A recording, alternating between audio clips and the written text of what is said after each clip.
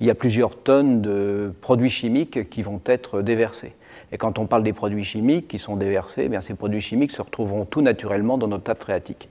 Ce qui veut donc dire pour nous double conséquence. D'une part, une eau de mauvaise qualité, voire de très mauvaise qualité, et d'autre part, des ressources en eau gaspillées alors qu'on nous la compte de manière tout à fait précise. Voilà, l'inquiétude, c'est cela.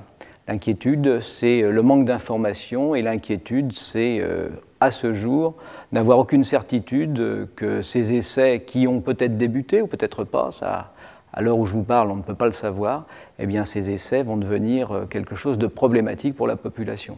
Alors c'est vrai qu'entre quelques litres de pétrole et quelques millions de mètres cubes d'eau pour pouvoir boire et pour pouvoir tout simplement vivre, le choix est assez rapide.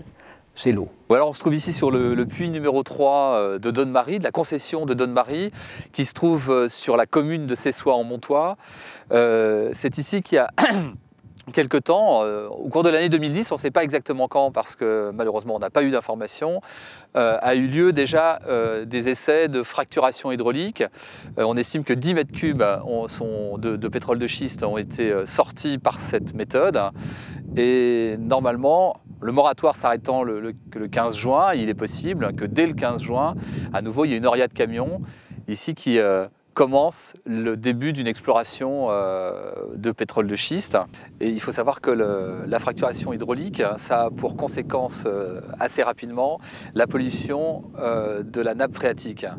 De la nappe phréatique parce qu'on injecte d'abord beaucoup d'eau, il y a une dépense en eau qui est très très importante, et d'autre part il y a une utilisation de produits chimiques, jusqu'à 600 produits chimiques différents qui peuvent être utilisés dans la fracturation hydraulique et qui sont extrêmement nocifs pour l'environnement. La réaction de la population était très très très forte, en sachant que lors de la réunion préparatoire à la réunion publique d'information qui aura lieu le 2 avril 2011 à la salle polyvalente à Donne-Marie d'Antilly, il y avait déjà 80 personnes. Donc on espère en tout cas qu'il y aura une mobilisation encore plus importante dans les jours et dans les semaines qui viennent, et notamment le 2 avril, pour montrer que toute la population locale se mobilise contre ce projet qui est complètement fou. Et un collectif a été créé. Il est possible d'aller sur Internet et de trouver tous les éléments pour pouvoir comprendre ce que c'est que le pétrole de schiste et savoir qui s'en occupe, qui s'occupe du collectif et comment on peut le rejoindre. On espère que tous vous serez mobilisés pour lutter contre le pétrole de schiste.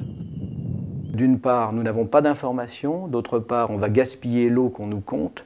Et puis enfin, bien, j'estime que pour la vie démocratique locale, il me semble raisonnable pour un élu de demander à avoir l'information que l'État devrait être capable de lui donner. Donc voilà, je fais un appel à la population et je fais surtout un appel aux autorités locales pour qu'ils nous donnent, aux conseils municipaux, aux miens bien entendu, et aux conseils municipaux des autres communes du canton, la nécessaire information. Je compte beaucoup sur les réunions publiques qui vont être organisées dans les prochaines semaines. Et j'espère que les services de l'État feront l'effort de se déplacer pour venir nous apporter les informations nécessaires.